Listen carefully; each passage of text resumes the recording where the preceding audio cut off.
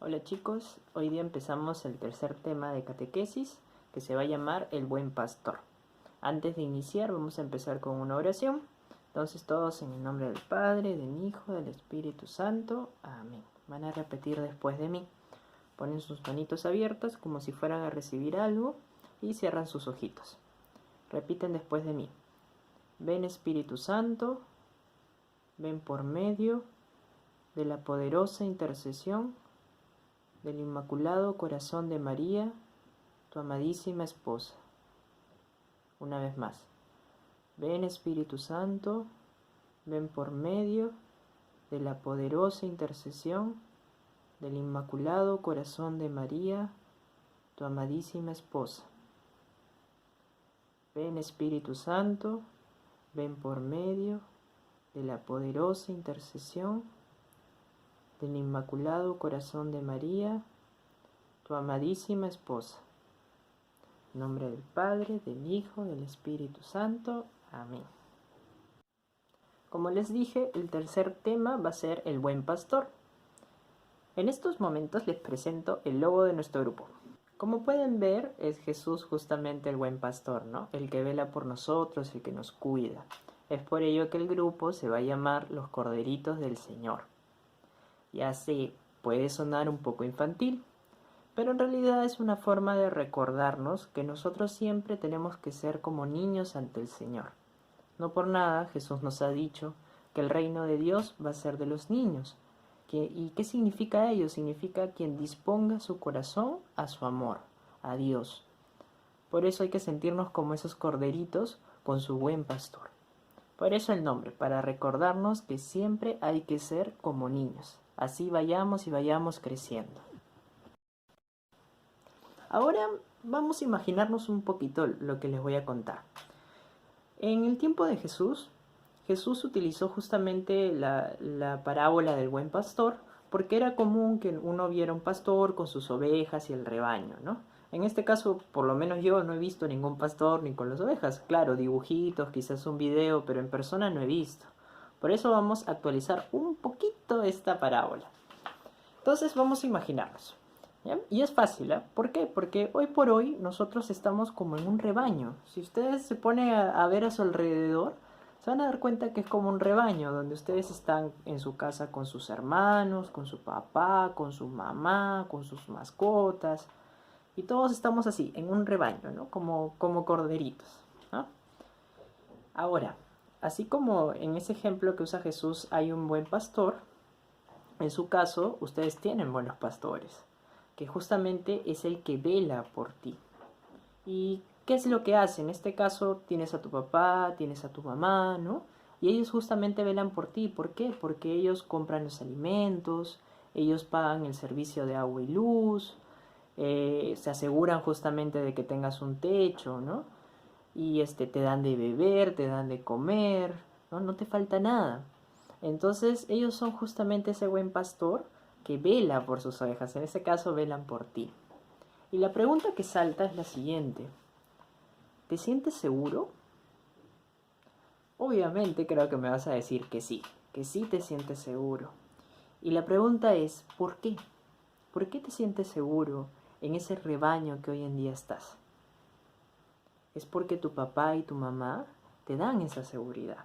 Porque tú sabes, tú confías en ellos y tú sabes que ellos darían su vida por ti. Y esa es la razón fundamental por la cual tú te sientes seguro. Tú sabes que tu papá y tu mamá dan la vida por ti. Si no, recordemos, ¿no? ¿Quién cuando salen a comprar la comida, quién lo hace? ¿Lo hace tu papá? ¿Lo hace tu mamá? Tranquilamente ellos podrían decir, digamos, ¿no? Una situación, ya, ahora te toca a ti, por favor, hijo, salir a comprar a la bodega. Y obviamente tendrías más preocupación. ¿Por qué? Porque hoy por hoy, con todo lo del virus, del coronavirus, pues justamente da ese miedo de contagiarse, ¿no?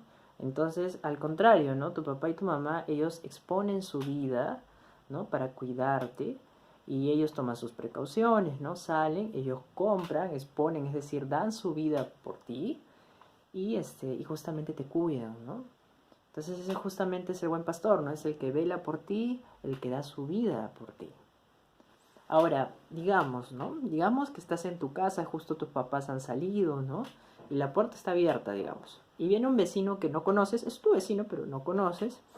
Y el vecino entra a tu casa y te dice para que salgas. Probablemente te diría, oye niño, niña, ¿puedes salir un rato o ayudarme en algo, digamos? ¿Y tú qué harías? Pues a mí, por lo menos, en mi caso, obviamente diría que no, ¿no? ¿Por qué? Porque yo no lo conozco. Y obviamente nuestros papás nos han enseñado siempre de que uno no debe hacerle caso a desconocidos, ¿no? Y más aún, tú no saldrías porque no tendrías confianza en él, porque no lo conoces. Esa voz no te suena, digamos que la persona está unos metritos más afuera y te dice, niño, niño, soy tu vecino, que tal. Tú tampoco le harías caso porque esa voz no la conoces, ¿no? Y por supuesto, si tú saldrías con el Señor, digamos, tendrías miedo, no te sentirías seguro. ¿Por qué? Porque obviamente está el peligro que te contagies y por otro lado no conoces al Señor. Probablemente si pasa algo saldría corriendo y te dejaría solo, ¿no? A diferencia de tus papás. Ahora vamos al otro ejemplo.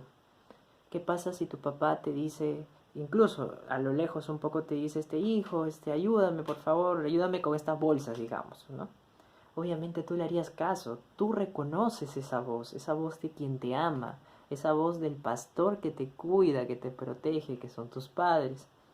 Entonces tú saldrías, ¿no? Y más aún, si digamos te dice, hijo, ¿me puedes acompañar por favor esta vez a la tienda? ¿Tú cómo te sentirías? ¿Estarías con miedo o te sentirías seguro? Obviamente te sentirías seguro. ¿Por qué? Porque cuando tú salgas, tu papá o tu mamá estarían adelante tuyo protegiéndote, perdón. Y obviamente te darían la mascarilla, los guantes, evitarían de que tú tengas contacto con alguien. Entonces, es decir, ellos estarían delante velando por ti, ¿no? Entonces, ese es el buen pastor, hoy por hoy. Y ahora las preguntas que quiero que ustedes se hagan es, ¿cómo es el buen pastor y cómo son las ovejas? Esas son las dos preguntas claves que hay que responderse, ¿no? Y hemos visto, para que vean, el buen pastor es el que da su vida por ti. Recuerden a sus papitos, da su vida por ti. Es el primero, el que anda delante de ti cuidándote. Él vela por ti, te da de comer, te da de beber, te cuida, ¿no? Lo conoces, eso es fundamental, lo conoces, ¿no? Y por otro lado vemos las ovejas. ¿Cómo son las ovejas? Las ovejas reconocen su voz, la voz del buen pastor, tienen un nombre. El buen pastor llama a cada una por su nombre, igual como tus papás, tus papitos te pueden decir hijo, hija, o te pueden llamar por tu nombre. No te van a decir niño, niña, ¿no? Al contrario, te llaman por tu nombre, ¿no? Y tú confías plenamente en ellos.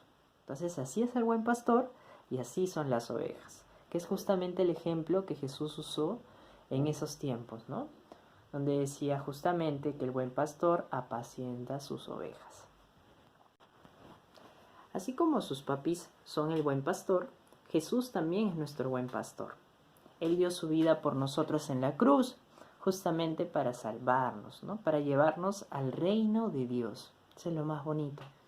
En este camino donde Él nos lleva, justamente Él va primero. Él vela por nosotros cada día, para que nunca nos falte la alimentación, también la seguridad, en este caso el amor, que es tan importante. Entonces Jesús es justamente nuestro buen pastor. Ahora vamos a ver un videíto. Este videíto se trata sobre Zaqueo. Zaqueo es uno de los amigos de Jesús, ¿no? Que pudo hacer aquí en la tierra. Y justamente pasa esta situación, ¿no? Donde Jesús justamente le pide a Zaqueo para poder ir a su casa. En este caso Zaqueo sabe quién es Jesús.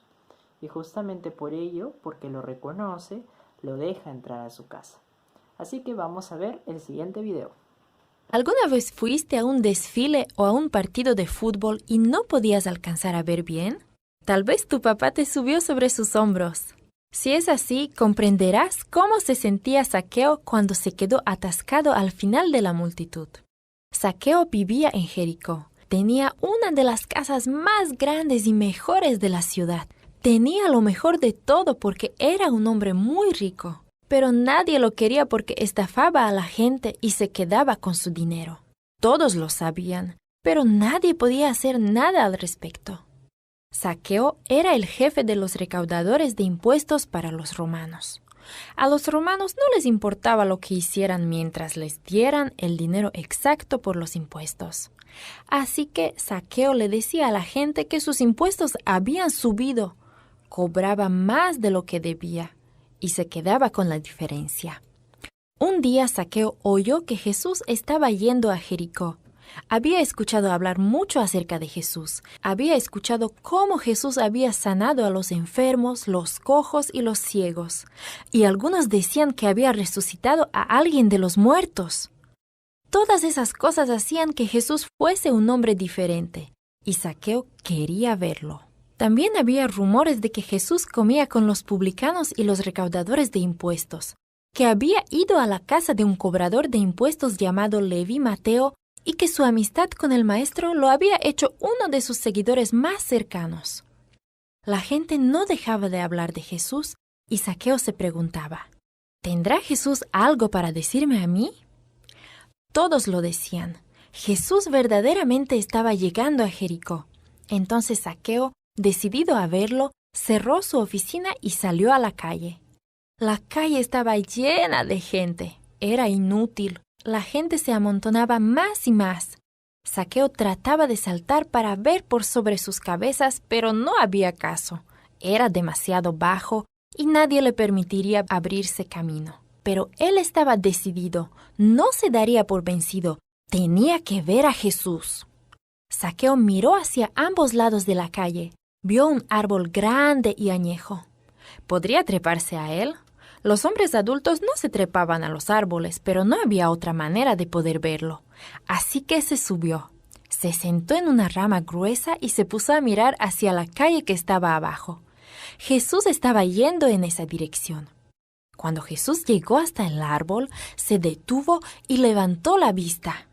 Vio a Zaqueo y sonrió. Toda la multitud también se detuvo. Miraron hacia arriba y vieron a Zaqueo. Zaqueo, desciende. Hoy voy a ir a tu casa, dijo Jesús para que todos pudiesen escuchar. Zaqueo casi no podía creer lo que le estaba sucediendo. ¿Jesús iba a ir a su casa?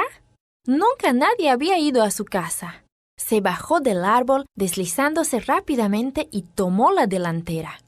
El gentío se hizo a un lado, pero la gente comenzó a hablar entre dientes. ¿Cómo es que Jesús puede ser el huésped de un pecador? Se preguntaban en voz alta.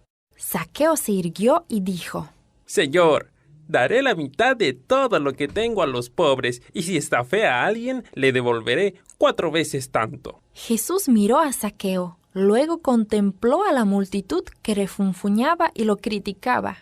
Jesús afirmó, Hoy ha venido la salvación a esta casa. Esta es la razón de la venida del Hijo del Hombre, buscar y salvar a los perdidos. Zaqueo cambió cuando conoció a Jesús. Confesó las cosas que había hecho mal y trató de corregirlas. Trataba mejor a los demás. Les demostró que amar a Jesús lo ayudó a entender las cosas. Eso también te ayudará a ti. Como ven, chicos, Jesús siempre cuando entra a nuestra vida como ese buen pastor, siempre nos trae algo bueno, nos trae nuestra salvación. Ahora vamos a abrir un ratito la Biblia en el Salmo 23. El Salmo 23 es justamente del pastor, del buen pastor. Este salmo ha sostenido a muchas personas. Podemos ver en el Salmo 23 hay unas frases que justamente ahora se resaltan en negrita, que es primero, nada me falta. Cuando decimos el Señor es mi pastor, nada me falta, es porque Él nos cuida, Él nos da de beber, de comer, justo como habíamos visto. Después está la siguiente parte, que dice, fortalece mi alma.